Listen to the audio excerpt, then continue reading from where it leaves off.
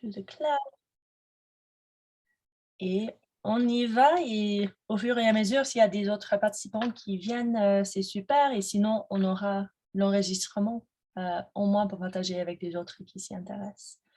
Excellent. Donc bienvenue à vous tous, et un grand merci d'être ici avec nous pour une conversation sur la mise en œuvre de l'achat public durable et ouvert. Et ceux qui sont dans la salle me connaissent déjà, mais je m'appelle Carrie, je suis chef des partenariats chez Open Contracting Partnership. Et je suis ravie d'être ici avec vous pour explorer cette question essentielle. Donc, nous savons déjà que si nous voulons nous attaquer à la crise climatique et si nous voulons assurer des chaînes d'approvisionnement plus vertes, plus propres et plus résilientes, les gouvernements vont devoir acheter les choses d'une manière fondamentalement différente. Et ce n'est pas un choix, qu'il s'agisse de reconstruire pour se remettre de l'impact des ouragans et des inondations ou de mettre en place des infrastructures pour prévenir des catastrophes. Donc, à l'OCP, nous travaillons avec plus de 60 pays partout dans le monde pour ouvrir et à transformer la commande publique afin de voir un monde plus durable, plus résilient et plus inclusif. Et donc, pour informer le guide pratique que nous lançons aujourd'hui, avec nos amis chez Public, nous avons parlé à une trentaine d'experts de partout dans le monde. Et une chose clé est ressortie de ces conversations. La durabilité ou la responsabilité au sein de la commande publique est l'un des éléments critiques auxquels vous pensez. Et c'est un domaine dans lequel nous avons investi également à OCP, en travaillant avec la Lituanie sur la mesure de la durabilité dans ce qu'ils achètent, avec la ville du Mexico sur l'amélioration de leur programme de vélo vert et dans le cadre de notre programme d'accélération qui s'appelle LIFT, avec le Paraguay, l'État d'Équité au Nigeria et bien sûr la métropole européenne de Lille en France pour améliorer l'équité et l'inclusion dans la commande publique. Et bien qu'il existe de nombreuses ressources utiles qui ont été développées par plusieurs partenaires, nous avons également entendu lors des conversations que des conseils et des exemples plus faciles à utiliser aideraient dans la mise en œuvre de l'achat public durable et ouvert. Et nous comprenons bien qu'il peut être difficile de savoir par où commencer pour intégrer le coût du cycle de vie ou pour acheter plus localement, plus durablement. Et c'est pourquoi, grâce au soutien de la GIZ, nous avons élaboré ce guide de l'achat public durable et ouvert en collaboration avec Public et Spend Network. Il présente notre nouvelle offre clé, ce qui est concevoir et mettre en œuvre des réformes de la commande publique qui favorisent une plus grande durabilité ou responsabilité, surtout environnementale, ainsi que la résilience grâce à une meilleure utilisation de données, de processus et de technologies ouvertes. Ensuite, juste la semaine dernière, en fait, nous avons également publié une nouvelle ressource qui est basée sur ce guide pratique, et je vais partager le lien dans le chat, qui prend le prochain pas pour vous aider à calculer des indicateurs de l'achat public durable en utilisant le standard de données sur la commande publique ouverte ou l'OCDS. Et c'est actuellement en anglais, mais on va le traduire et on sera ravis de partager avec vous bientôt. Donc, en gros, mieux utiliser de manière ouverte, la commande publique peut être un levier caché, mais mal utilisé ou laissé tel que, elle sera un frein aux progrès environnementaux. Heureusement, on a vu des progrès prometteurs qui ont déjà été réalisés et nous allons en entendre un peu plus sous peu de nos partenaires du Cameroun et de Lille. Et on veut bien surtout remercier la GIZ pour le soutien, ce qui nous a permis de réaliser cette ressource. Et j'ai l'honneur maintenant de passer la parole à notre partenaire Annette pour nous lancer dans la discussion, avant d'entendre de l'air de Public, qui parlera du développement et des sections clés du guide, et puis de nos partenaires lillois et camerounais pour nous donner des exemples concrets d'une commande publique responsable et ouverte qui sont déjà en cours. Et n'hésitez pas à ajouter des questions dans le chat au fur et à mesure des présentations et on les traitera dans le question and answer session. Donc, Annette, à vous. Merci, Carrie. Pardon. OK, moi, je m'appelle Annette Couvet et je suis membre du projet sectoriel Bonne Gouvernance Financière. au sein de la GIZ, qui est l'Organisation allemande pour la coopération internationale technique, disons. Et moi, je suis conseillère de notre ministère fédéral de la coopération et du développement pour le sujet redevabilité et contrôle externe dans les projets allemands au développement. La GIZ est une assez grande organisation de 25 000 d'employés. Donc, ce que je représente, c'est un peu une petite partie seulement. Donc, la coopération allemande au développement en matière de finances publiques est guidée par les principes de la bonne gouvernance financière. Ça veut dire l'utilisation légitime du pouvoir et de l'autorité gouvernementaux dans la gestion des ressources financières d'un pays avec intégrité, transparence, responsabilité, équité et orientation vers les résultats pour promouvoir le développement. Sur le champ des marchés publics, on soutient des renforcements des capacités et des réformes qui s'orientent vers l'augmentation de la rentabilité et de la transparence des marchés publics, en parallèle avec leur alignement sur les principes de la soutenabilité environnementale et sociale.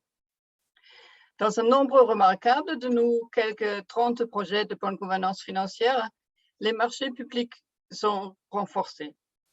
Dans la francophonie, la GIZ soutient l'achat public, notamment en Côte d'Ivoire, à travers le renforcement de l'Autorité nationale de régulation des marchés publics. Aussi, on fait partie du MAPS, de cet assessment des systèmes de l'achat public, mais ça, c'est une autre histoire.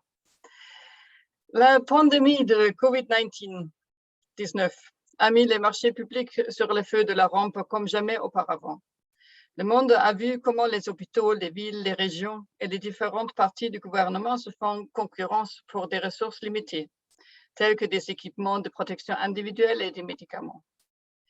L'utilisation abusive des procédures d'urgence pour la passation des marchés a été généralisée.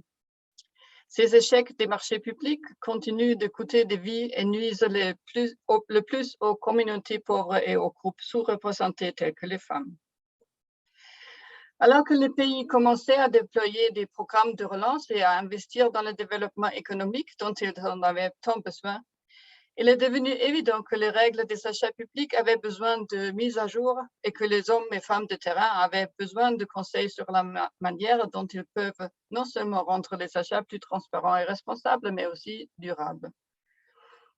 La Commission européenne définit les marchés publics durables comme un processus par lequel les autorités publiques cherchent à atteindre l'équilibre approprié entre les trois piliers de développement durable, c'est-à-dire économique, social et environnemental, lors de l'achat de biens, de services ou de travaux à toutes les étapes du projet.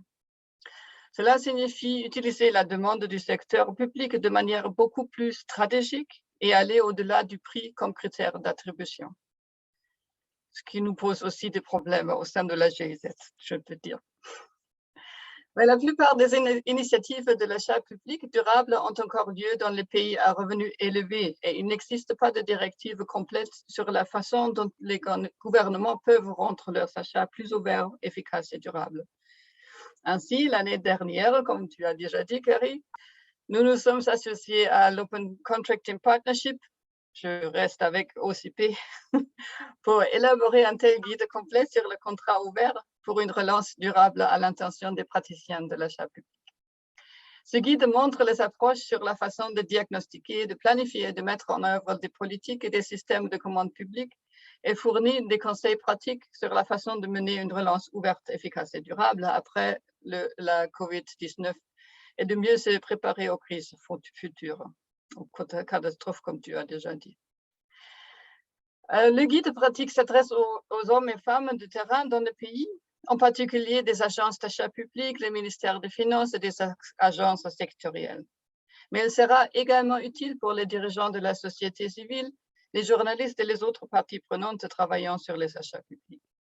Il vise également à aider les praticiens du développement et les partenaires à mieux comprendre comment intégrer plus efficacement les contrats ouverts dans les programmes ou projets sectoriels pertinents. Ce guide fait partie d'une vaste boîte à outils, Recover Forward, récupérer vers l'avant, développé par la coopération allemande au développement en collaboration avec les parties prenantes concernées de la coopération internationale au développement, afin de mieux pouvoir développer et investir dans des systèmes économiques axés sur la durabilité sociale et environnementale. Au nom de la coopération allemande au développement, je voudrais exprimer notre gratitude à l'OCP, à ses partenaires et experts impliqués dans l'élaboration de ce guide complet. Et j'attends avec impatience la présentation de ce guide et la discussion à venir. Merci. Merci beaucoup, Annette. C'est nous qui vous remercions et pour le soutien ainsi que pour les conseils au fur et à mesure. Donc, merci d'être ici aussi. Et maintenant, je passe la parole à Laure pour introduire le guide pratique elle-même et un peu son développement et les sections clés. Laure. Merci Carrie. Bonjour à tous, je m'appelle Laure et je travaille pour Public.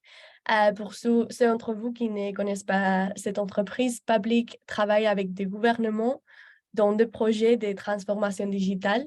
Et nous sommes notamment spécialisés dans des projets des achats publics et en particulier ceux liés au marché public durable. C'est pour ça que je suis très contente d'être ici pour présenter ce projet qu'on a élaboré avec l'OCP.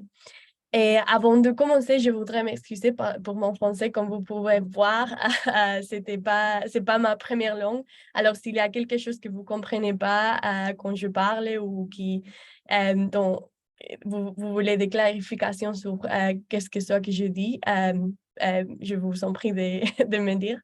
Mais ce que je vais vous faire aujourd'hui, c'est de vous raconter un peu le processus qu'on a suivi pour créer ce new guide et aussi comment on a structuré le guide après ce qu'on a entendu des utilisateurs. Alors, je vais vous, avant de présenter le guide, je vais vous raconter un peu le processus qu'on a suivi et ce qu'on a entendu des utilisateurs. Donc, on a parlé, comme Carrie a dit, avec plus de 30 professionnels et experts d'achat public en Europe, Afrique et en Amérique latine.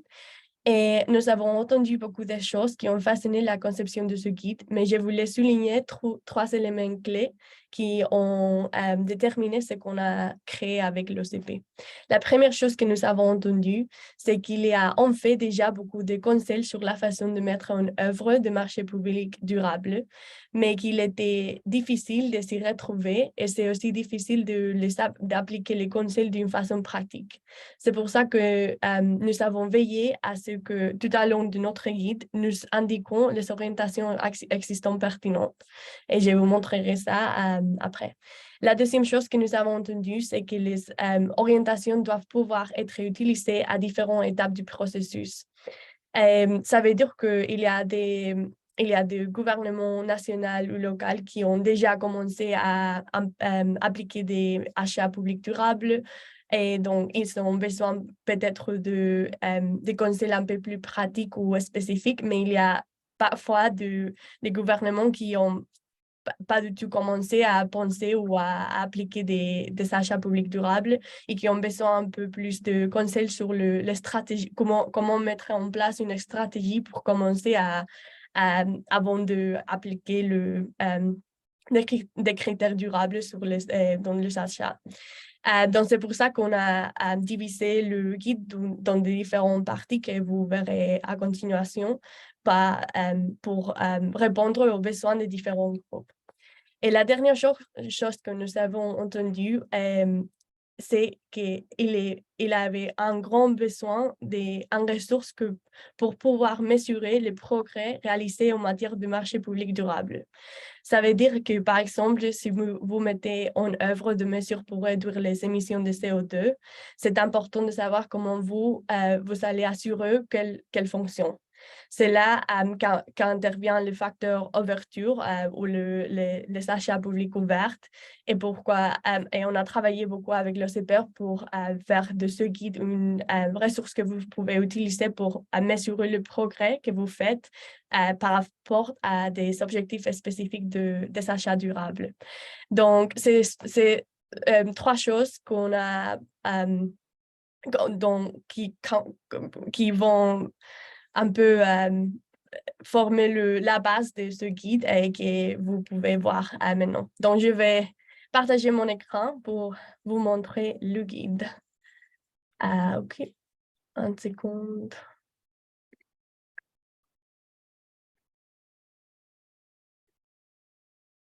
OK, j'espère que vous pouvez tous voir ça. Oui, parfait. Donc, voilà le guide. Une chose aussi que j'ai oublié de dire, c'est que on a beaucoup entendu que les formats des guides qui existent maintenant, c'est surtout des PDF très longs avec beaucoup de textes et on a essayé de faire une ressource un peu plus dynamique et plus facile à utiliser et qui permet aux utilisateurs de choisir quelle section est plus pertinente pour eux et un peu comme d'utiliser un peu plus facilement. Alors, je veux vous montrer un peu raconter comment on a structuré ce guide. Donc, dans l'introduction, vous pouvez rencontrer un peu plus d'informations sur le processus qu'on a suivi, dont je parlais avant de ce qu'on a entendu des utilisateurs et aussi la définition en général de marché public durable et comment on est parlé et les différentes dimensions de ça dans l'environnement, le social et économique. Et après, les trois parties dont je parlais avant, c'est la planification, la mise en place et les données ouvertes d'évaluation. Donc, la première partie de planification, OK, là, on parlait un peu de, comme je disais avant, des choses qu'on doit faire pour mettre en place une stratégie d'achat public. Donc, le premier pas qu'on doit prendre si on est en train de penser à appliquer des achats publics dans notre gouvernement, soit local, soit national. Et ça couvre des choses comme la régulation et quelle régulation doit être mise en place, comment définir les priorités. Donc, c'est très difficile de commencer à introduire des critères d'évaluation durable dans toutes les choses qui en couvre. Donc, c'est très important de voir comment on peut prioriser. Après aussi, comme je disais, le suivi et évaluation. Donc, si on a commencé à introduire des critères de durabilité, comment on peut voir si ça marche et ça fonctionne et introduire des changes s'il y a des choses qui ne marchent pas ou comment on peut suivre le progrès. Après, aussi des mécanismes d'assistance, ça c'est des choses comme par exemple, il y a des gouvernements qui ont des critères de durabilité, ceux qui sont en train d'appliquer des achats durables peuvent seulement copier et coller dans les processus et c'est une façon très facile de faciliter aux professionnels des achats publics d'introduire des critères d'évaluation durable. Et après, le plan d'action. Et ça, c'est un peu comment on va communiquer à tous la stratégie qu'on a élaborée pour introduire des achats publics durables.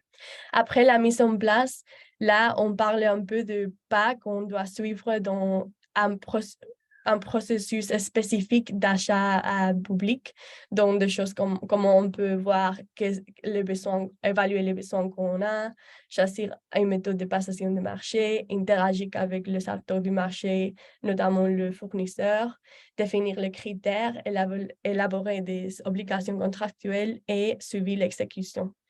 Et à la fin, on a toute une section qui parle un peu des objectifs spécifiques qu'on peut suivre quand on est en train d'introduire des critères d'achat public durable. Donc, on a choisi 4, et ça, c'est la réduction d'émissions de carbone, l'inclusion des genres et l'écoute du cycle de vie.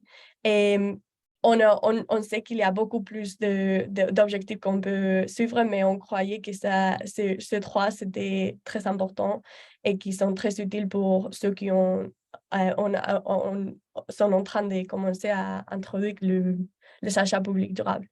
Alors, je vais maintenant vous montrer les différentes sections.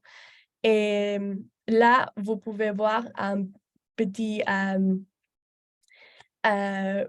diagramme. Là, on présente les différentes parties que vous pouvez trouver dans la section de planification.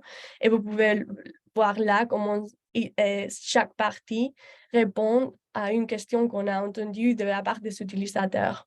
Et je vais vous montrer les ressources que vous pouvez trouver dans la section de planification qui, on croit, qui sont spécialement utiles pour vous quand vous êtes en train d'introduire des achats publics durables.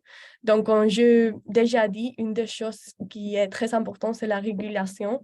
Et on a entendu de la part des utilisateurs que parfois, il y a vraiment peur entre les gens qui sont en train de penser si intégrer des critères de durabilité dans les achats publics parce qu'ils ont peur que ça va contre la régulation. Et que si, par exemple, les régulations existantes dit que le prix est le seul critère d'évaluation admissible, il y a une croyance qu'on ne peut pas introduire de critères de durabilité si ça c'est la situation. Donc, ce qu'on fait, cette ressource est toujours en anglais, mais comme Carrie a dit, ça va être traduit prochainement, mais c'est une façon très rapide et facile de voir comment vous pouvez considérer la durabilité dans l'évaluation des achats publics, même si il y a le prix, c'est le seul critère d'évaluation admissible. Et si vous pouvez aussi tenir en compte d'autres critères que le prix, comment faire ça. Donc, on croit que cette ressource est très utile parce que c'est une façon très rapide de voir comment vous pouvez intégrer des critères de durabilité dans votre évaluation. Et, quoi que soit l'environnement de régulation. Après, dans cette section, on a aussi la section de suivi et évaluation. Donc, comme on a dit, c'est très important de définir des objectifs. Donc, qu'est-ce qu'on veut attendre quand on est en train d'introduire des critères d'évaluation durable et comment on peut mesurer le progrès qu'on fait par rapport à ces objectifs. Donc, ici, vous pouvez trouver une façon pour mesurer le progrès. Ça, c'est aussi en anglais, mais comme vous pouvez voir, vous avez des objectifs. Donc, par exemple, un objectif peut être la réduction des émissions de carbone, et c'est quelque chose que je sais que c'est très important pour beaucoup de gouvernements maintenant. Donc, quand vous avez choisi cet objectif, vous avez après des indicateurs pour voir comment mesurer le progrès. Donc, ça peut être, par exemple, combien d'achats publics ont introduit un critère de durabilité qui fait mention aux émissions de carbone. Donc, on a ici, ce qu'on explique, c'est les différentes façons que vous avez pour mesurer les progrès faits par rapport à ces objectifs, mais aussi comment vous pouvez récupérer les données dont vous avez besoin pour mesurer ces efforts.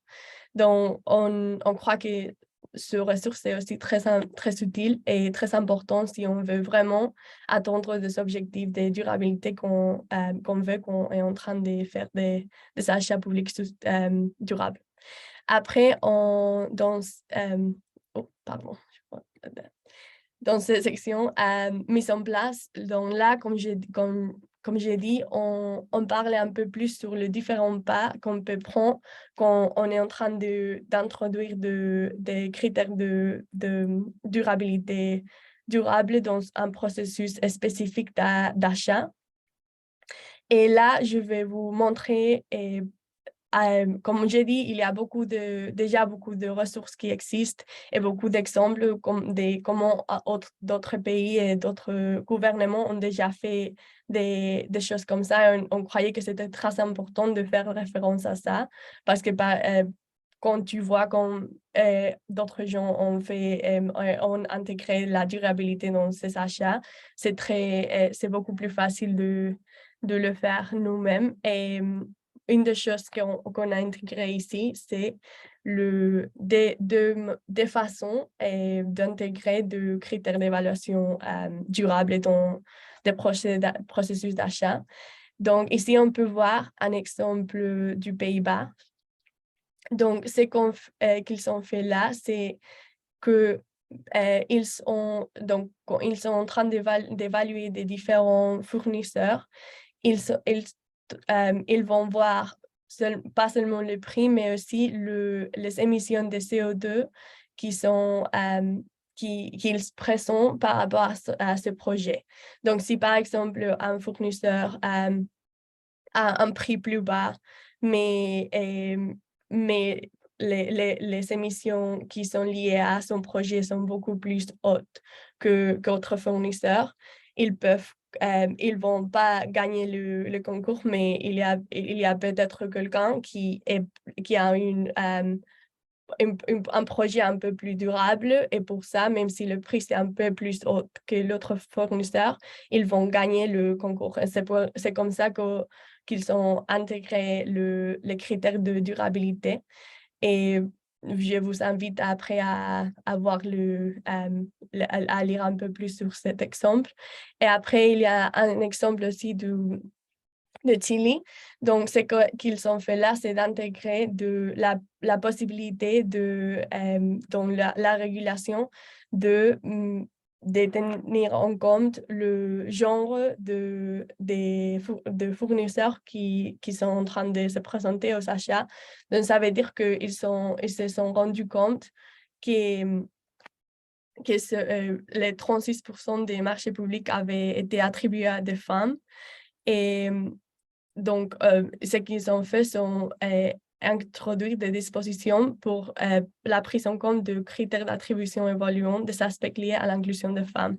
Donc, c'est une façon d'introduire des critères de durabilité dans l'évaluation d'une façon avec la régulation et pas seulement dans la pratique. Et après, finalement, je vais vous montrer la dernière section. Et là, comme je vous ai déjà expliqué, on présente comment vous pouvez introduire des critères de durabilité dans l'évaluation des achats publics pour atteindre certains objectifs. Ça, c'est la réduction des émissions de carbone, l'inclusion des genres et l'écoute du cycle de vie.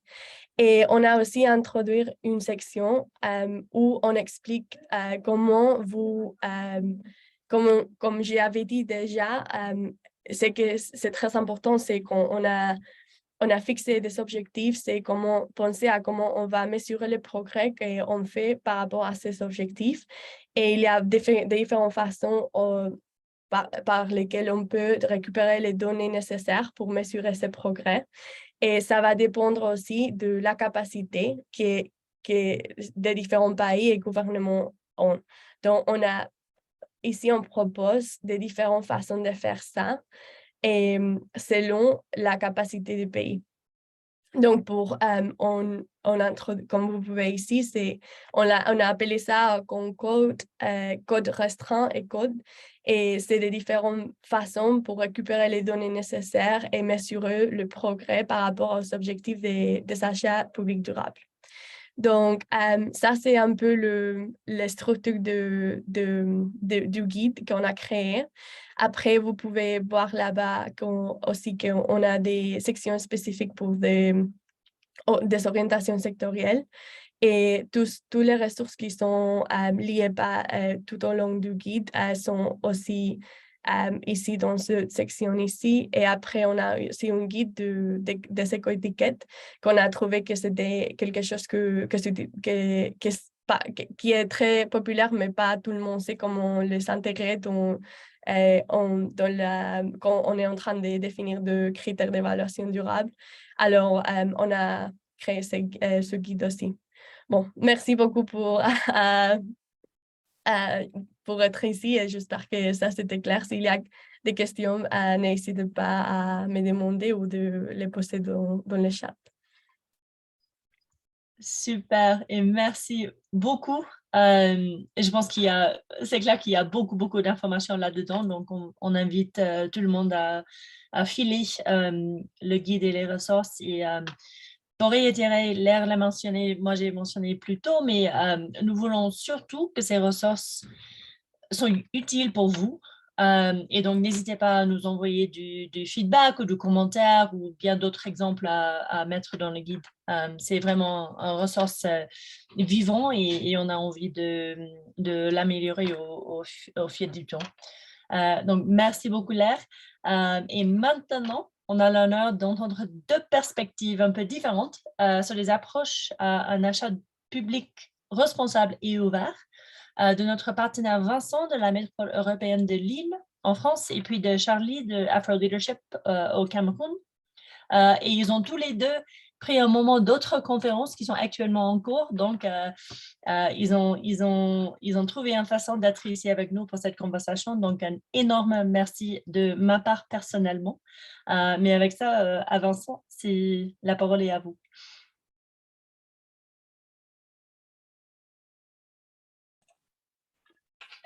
Merci effectivement de nous permettre ce témoignage, Carré, hein, et puis merci surtout pour ton accompagnement dans nos projets. Et voilà, je vois que effectivement tu fais partie de la vie de beaucoup de chefs de projet ici présents aujourd'hui et d'intervenants sur l'achat public durable. Et donc encore merci pour ça et pour tout cet accompagnement de l'OCIP.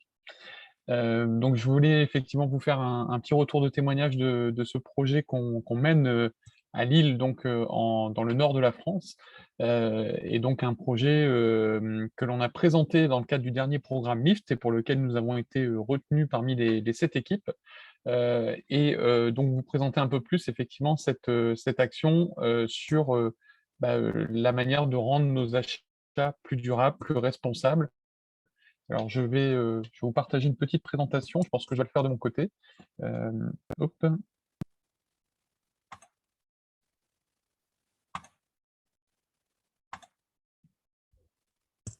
Voilà, tu me confirmes, Carré, c'est toi que je vois à l'écran? C'est bon? Ok. Tout à fait. Hop, voilà. Donc effectivement,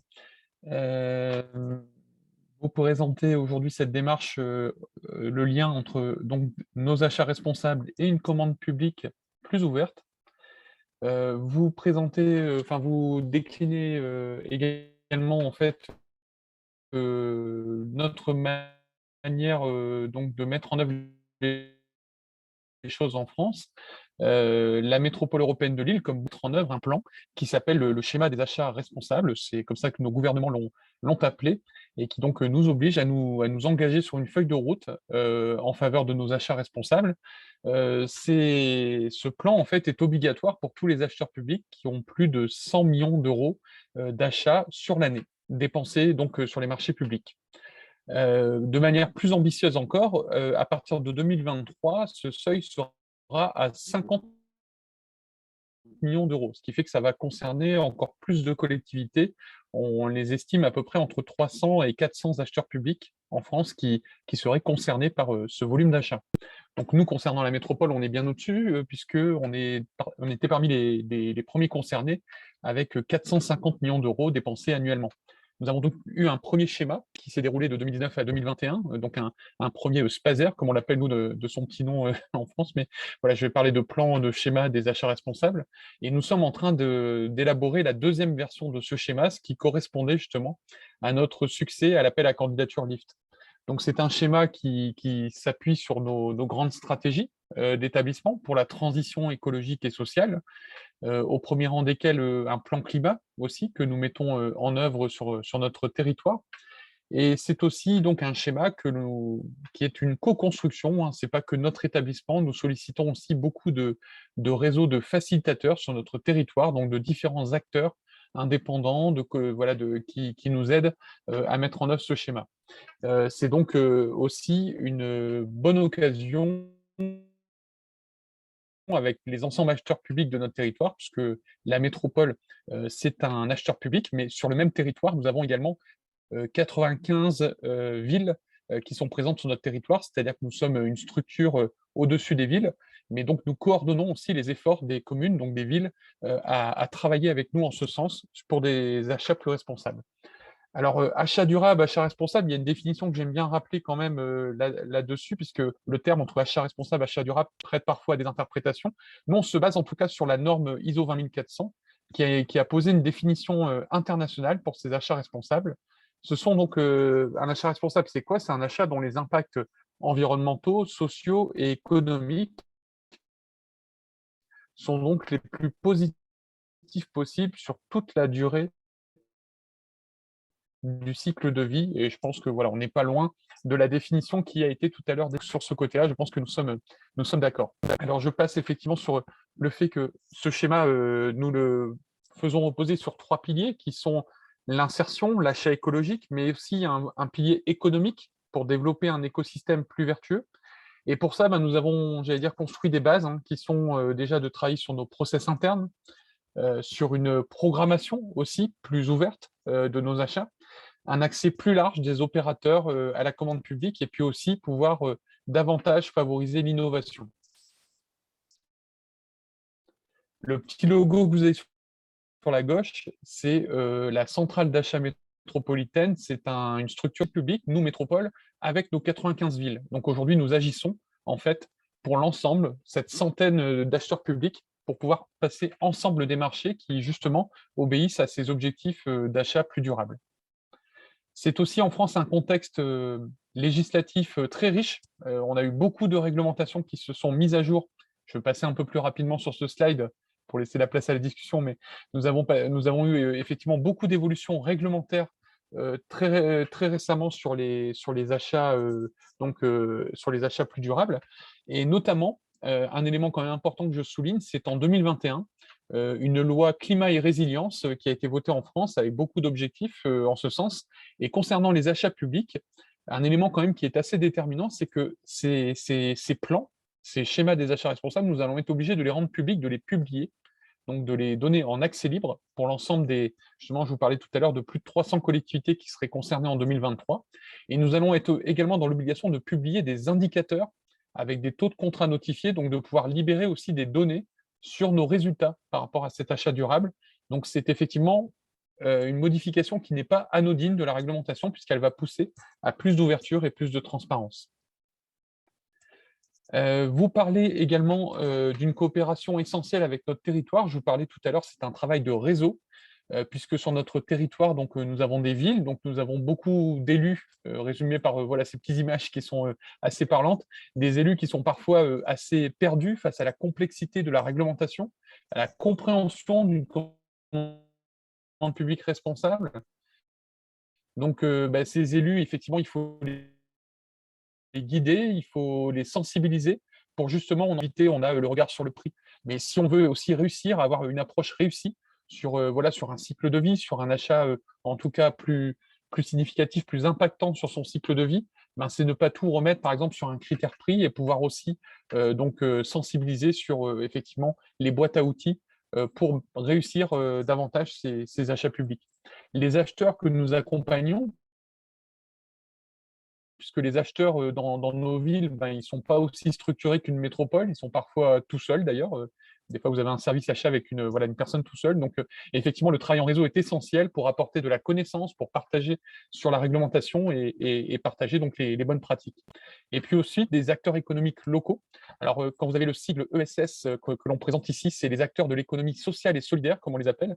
Ce sont les petites entreprises, les artisans, ce sont également donc les entreprises avec un objet donc plus solidaire, les coopératives, les travailleurs indépendants qui peuvent aussi apporter beaucoup dans cette commande publique locale et aussi qui ont besoin d'accéder aussi à ces opportunités de la commande publique parce que ce sont bien entendu parfois de très bons partenaires pour justement réussir ces achats plus durables et ces innovations justement sur la transition économique et sociale. Les petits logos qui sont représentés ensuite sur ce slide, ce sont nos partenaires au niveau local. Je vais passer, même si j'aimerais les énumérer tous, je n'en aurai pas le temps. Voilà, et vous parlez effectivement aujourd'hui de notre succès à Lift et l'intitulé de notre projet. Donc notre projet dans ce programme aujourd'hui, c'est avec mon équipe de déployer donc une stratégie d'achat responsable pour notre métropole qui s'appuie donc davantage sur une commande publique ouverte à destination des entreprises et des citoyens.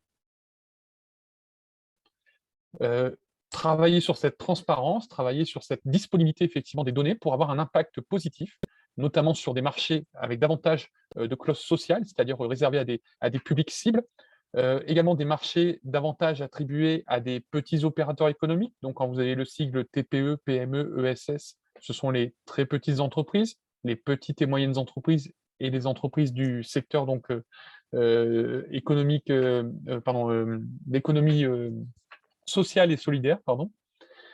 Également, donc, les marchés à impact environnemental positif sur effectivement davantage un achat écologique. Et puis aussi, très important pour nous, de pouvoir davantage partager sur un même territoire, entre tous les acheteurs publics, des programmations, des annonces, effectivement, de nos bilans d'achat auprès des opérateurs économiques pour leur permettre de mieux nous connaître et aussi de mieux accéder à cette commande publique. Alors, bien entendu, au départ, j'étais très ambitieux, j'avais cité tout ça, mais on a resserré dans le cadre du programme Lift un petit peu la cible, parce qu'on ne pouvait pas attaquer tous les chantiers d'un seul coup. On s'est donc beaucoup attardé sur la part de responsabilité d'impact vis-à-vis de nos petits opérateurs économiques sur notre territoire. Donc, le deuxième objectif, la part des marchés attribués à des TPE, PME, ESS, c'est aujourd'hui le centre de la cible, effectivement, que nous visons dans le cadre de notre projet MEL OCP Lift. Et donc là, je vous ai mis effectivement dans ces slides, dans les 2 slides qui vont suivre, les objectifs. Je vais simplement vous citer les objectifs, mais que l'équipe, effectivement, a rendu prioritaire et que l'on poursuit aujourd'hui. Alors, l'un des premiers objectifs, c'était déjà de pouvoir réaliser un diagnostic sur les données qui sont nécessaires aujourd'hui à ce suivi de ce plan, de ce schéma des achats responsables. Donc, effectivement, cette cartographie des données, tellement essentielle dans nos projets, je pense que vous trouvez écho dans les vôtres sur ce que je suis en train de dire. L'objectif également priorisé, c'était de pouvoir accompagner, de faire adhérer nos agents, notre personnel, donner du sens aussi à la production de cette donnée, qui est un défi qui est effectivement extrêmement essentiel dans ce type de projet. Pourquoi effectivement aujourd'hui, il est important de produire cette donnée et puis de pouvoir la qualifier et en quoi elle va aider aussi ces agents à mieux comprendre le sens de leur mission. Troisième objectif, c'était de pouvoir travailler sur la programmation achat, j'en ai parlé juste avant, donc de pouvoir partager ces programmes d'achat et de pouvoir davantage les faire connaître de la part de notre secteur économique. En deuxième tableau, parmi ces objectifs, il y avait également pouvoir faire exister les données et assurer leur fiabilité. Donc là, qui était un travail davantage sur nos outils informatiques, sur nos moyens de collecte, sur la communication, sur l'appropriation de ces données. En cinquième objectif, il y avait également accompagner la collecte des données essentielles de la commande publique et de la programmation. Donc là, on était plus particulièrement sur le volet Open Data, où effectivement, il fallait sensibiliser, c'est ce qu'on a réussi à faire, et accompagner. Je vous parlais tout à l'heure de 95 villes sur notre territoire, donc on en a pris certaines qui étaient très volontaires, qui étaient pilotes, pour créer une dynamique sur le territoire, justement pour travailler sur ce volet Open Data. Ce volet Open Data, données essentielles de la commande publique, qui est obligatoire dans notre réglementation, mais qui n'est pas forcément maîtrisé par les acheteurs publics, qui n'est pas forcément aujourd'hui une priorité pour eux d'organiser ces données et surtout d'être capable de se connaître eux-mêmes, de mieux exploiter ces données pour cibler leurs priorités. Et enfin, dernier objectif, l'un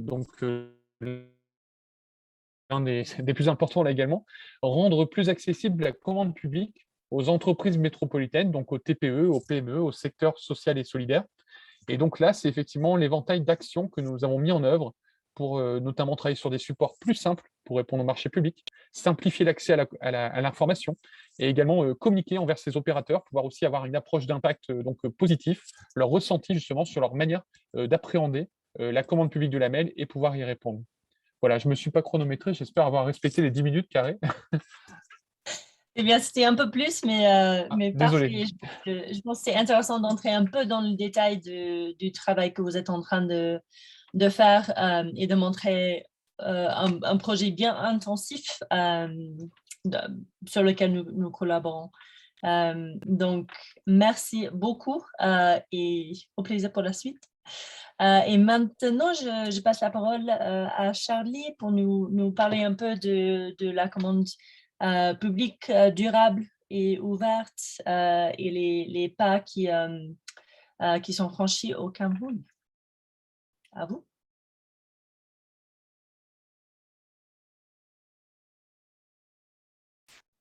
Ça marche? Voilà. Merci, Carré. Je pense que j'ai une diapo que je vais partager, mais très légèrement. Donc, il faut que si vous me permettez, voilà. Donc, c'est ici. Ça marche? OK. Ça marche? Oui, c'est bon. Merci. J'essaye de mettre le diapo. C'est bon en diapo? Très bien. Merci. D'accord.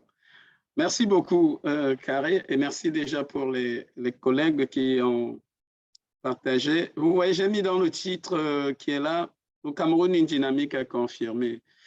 Évidemment, je prends à mon compte la plupart des choses qui ont été dites, notamment par Vincent, mais je veux dire que j'évoque la dynamique à confirmer sur ce point parce que au Cameroun, effectivement, on a remarqué dans les années passées, jusqu'en 2018, qu'on a de grands projets, de grands marchés publics, de grands contrats publics qui s'achèvent régulièrement en éléphant blanc, ou quand l'ouvrage est mis en place, on se rend compte qu'on a des dégâts sociaux, environnementaux, économiques, financiers extrêmement importants.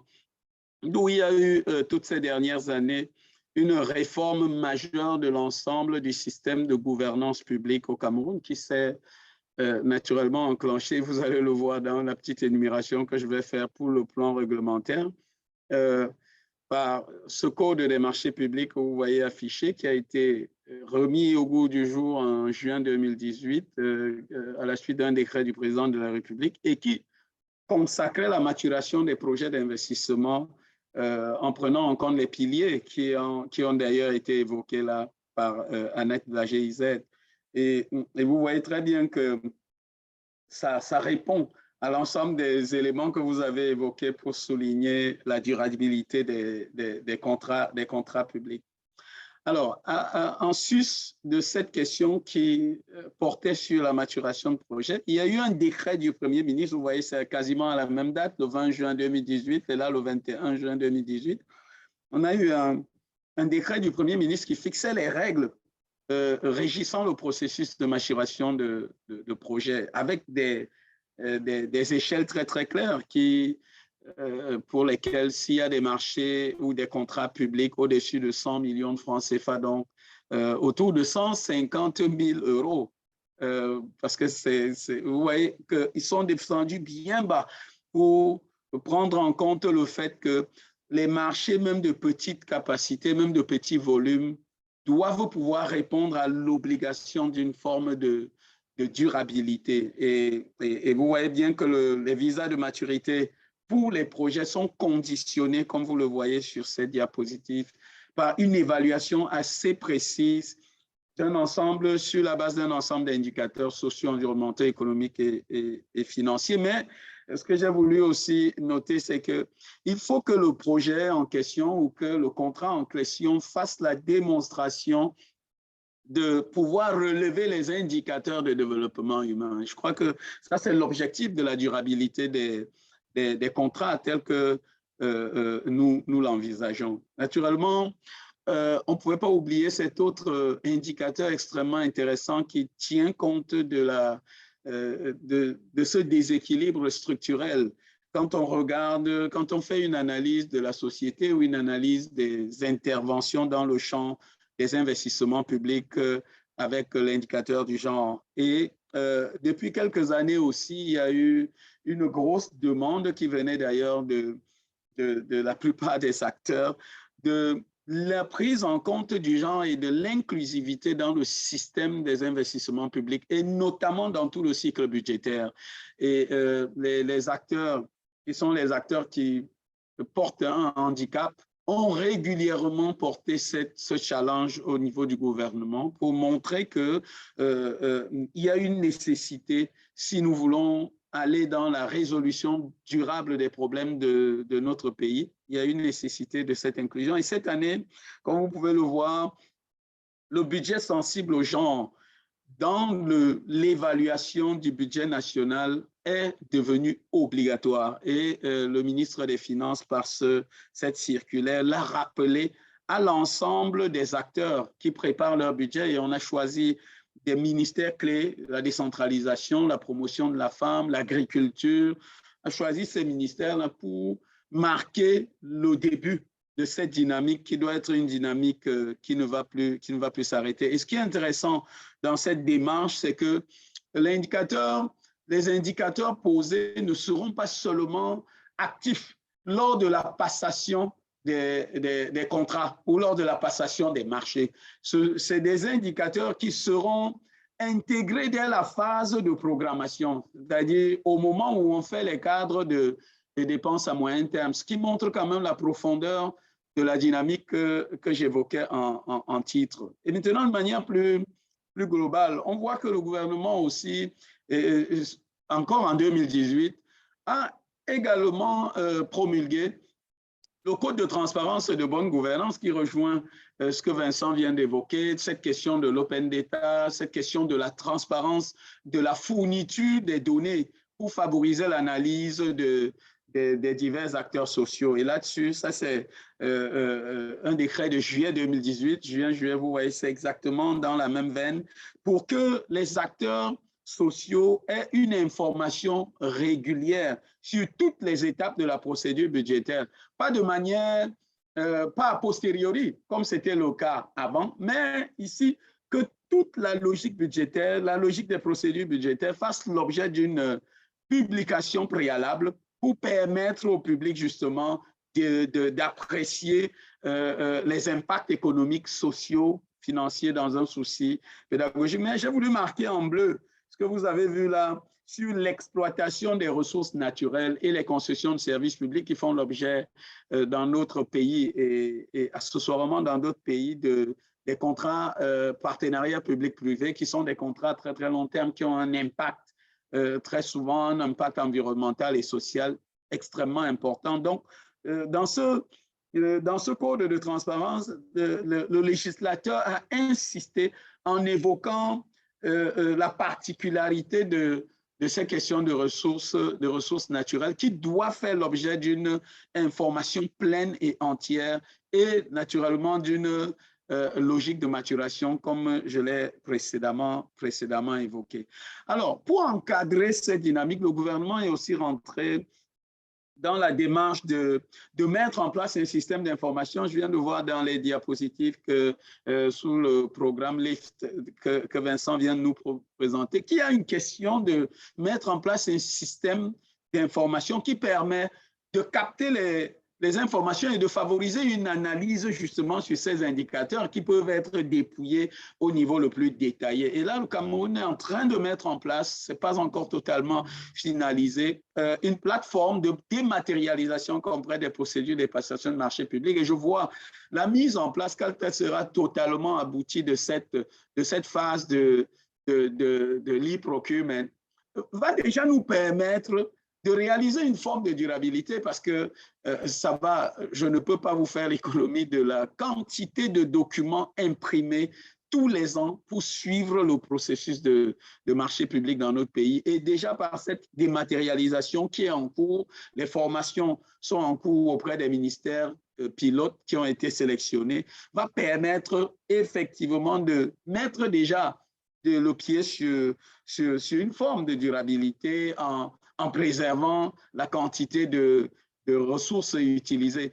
Pour le cas d'espèce, des ressources de papier dont vous savez l'origine en termes de coupe dans les forêts et autres. Et donc, à ce titre, cet outil qui est en face est couplé avec un autre outil que l'Agence de régulation des marchés publics a produit le COLEPS, qui est le Cameroun Online Processing, est porté par le ministère des Marchés publics, tandis que l'Agence de régulation des marchés publics, qui assure le contrôle de l'entièreté de la chaîne des contrats publics, a également développé un outil, un autre système d'information qui, lui, servira à assurer ce contrôle-là de manière assez pointue sur les indicateurs que nous avons précédemment évoqués. Donc, je rejoins la logique des contrats ouverts sur lesquels qui va permettre justement à l'ensemble des acteurs sociaux d'avoir plus d'informations pour assurer les contrôles en vue des propositions qui pourraient aider à améliorer le système. Je ne vais pas finir sans parler du fait que, donner quand même un exemple pour parler au-delà de ces questions réglementaires qui montrent qu'il y a une infrastructure législative et réglementaire en place pour que les achats durables soient quelque chose d'effectif dans notre pays, et aussi de ces aspects techniques touchant au système d'information qui en fait concrétisent certaines réglementations et législations comme le code de transparence ou bien le cadre des marchés publics. Là, j'ai voulu évoquer que le Cameroun a commencé sa logique durable en mettant l'accent sur l'indicateur social. Et beaucoup de projets engagés au Cameroun aujourd'hui sont sous le sceau de ce que nous appelons ici haute intensité de main-d'œuvre. C'est-à-dire que la réalisation des grands projets nationaux se font sous la coupe et sous l'esprit de la nécessité pour tous les acteurs de mettre en place une logique de haute intensité de main-d'œuvre pour résoudre naturellement les problèmes de sous-emploi que nous connaissons, et aussi pour aider les acteurs à apprendre un métier, parce que naturellement, et cela dans plusieurs régions de notre pays, on n'a pas une scolarisation totalement aboutie, et donc dans ces régions, et en particulier dans le cadre du programme national de développement participatif que j'ai évoqué dans cette diapositive, il y a une obligation dans les régions du Nord Cameroun, par exemple, où nous connaissons les problèmes avec Boko Haram, la secte dont vous avez entendu parler, une obligation vraiment de mettre les jeunes au travail dans le cadre des grands projets à travers cette logique de haute intensité de main-d'œuvre qui, il faut le rappeler, est très, très bien promue par l'Organisation internationale du travail et la plupart des bailleurs de fonds. Et le ministère en charge des PME est aussi rentré dans cette dynamique en signant des conventions avec des réseaux d'économie sociale et solidaire pour impliquer de plus en plus les réseaux de coopératives, naturellement les coopératives féminines, et ce que je vois dans mon esprit en parlant des réseaux de ESS c'est des réseaux qui sont pour la plupart portés par des dames. Je vais citer Pauline Effa, qui a un réseau ici qu'on appelle le RELES, qui couvre quasiment presque l'ensemble du territoire national et qui promeut les femmes dans leur engagement pour faire partie de cette dynamique en matière de marché public, mais surtout aussi pour profiter d'une discrimination positive en faveur de ces populations-là qui sont régulièrement désavantagées quand on met en place les systèmes de contrats publics. Et là, je présente une petite photo qui montre les acteurs du PNDP notamment et le ministre en question mettant en œuvre dans le cadre d'un projet IMO, vous voyez là IMO 3, les formations, les sessions de formation pour amener les acteurs qui mettent en œuvre ces projets-là à plus d'efficacité dans le domaine. Et je vais finir en parlant des perspectives.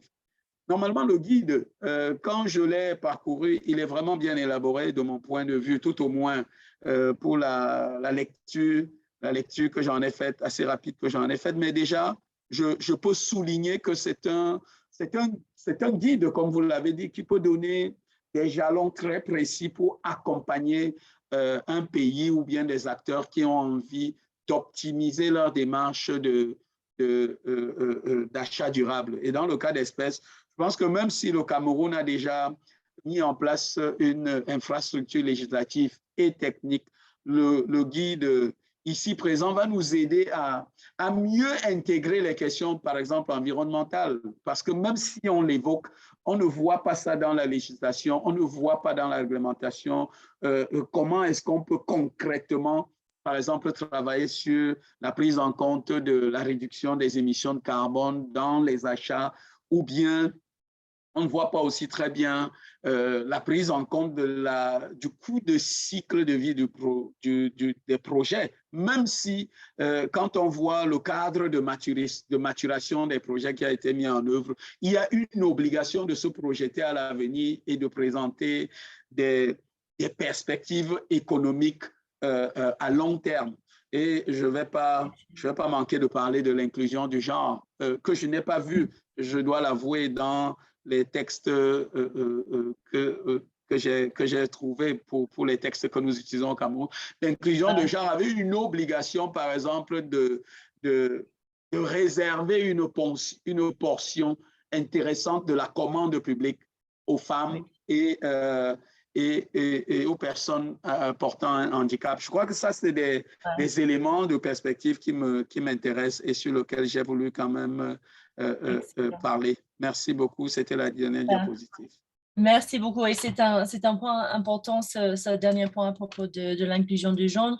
Ça dépend complètement du contexte local. Donc, on espère que ce guide sera utile pour des réflexions au fur et à mesure de la mise en œuvre de l'achat public durable.